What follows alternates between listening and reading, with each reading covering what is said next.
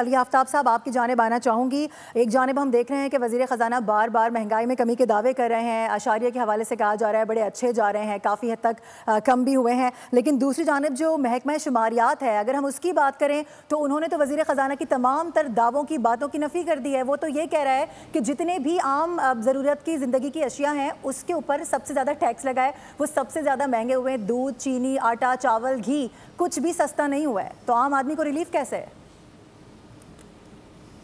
जी बिल्कुल, देखिए ये अभी बात चल रही थी कि जो सैलरीड तबका है उसको कितना रिलीफ मिलेगा। तो सैलरीड तबके को अगर रिलीफ मिलेगा भी तो वो इनडायरेक्ट टैक्सेस की नज़र हो जाएगा।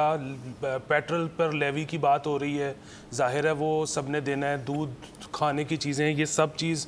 सो वो एक हाथ से अगर रिलीफ मिलेगा तो दूसरे हाथ से वापस ले लिया जाएगा। ये जो सारे टैक्सेस इस तरह के लगते हैं इनडायरेक्ट, ये इसी वजह से लगते हैं कि जहाँ से टैक्स कलेक्शन होनी चाहिए वहाँ से वो नहीं हो पा रही, जिसकी वजह से हुकूमत अपनी आसानी के लिए ये चीज़ें करती है।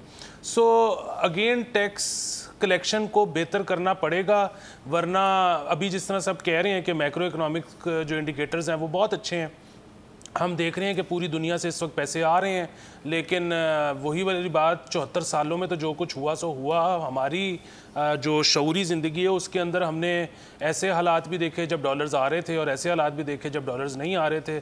सो ये फिर एक पाइल अप होता जाएगा मामला। फिर हम आज से 5, 7, 8, 12 साल बाद उसी सिचुएशन पर पहुंच जाएंगे जहां पर 40% इन्फ्लेशन हो रही होगी। हम एक लूप में फंस चुके हैं।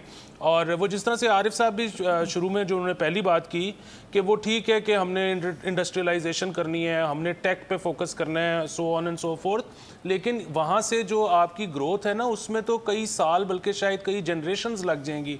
सबसे पहली चीज़ तो एग्रीकल्चर है, क्योंकि वो एक चीज़ है जो आपकी सेल्फ सफिशेंसी के लिए भी, और दूसरा ये कि सबसे ज़्यादा एक्सपोर्ट पोटेंशियल भी पाकिस्तान का उसी में है।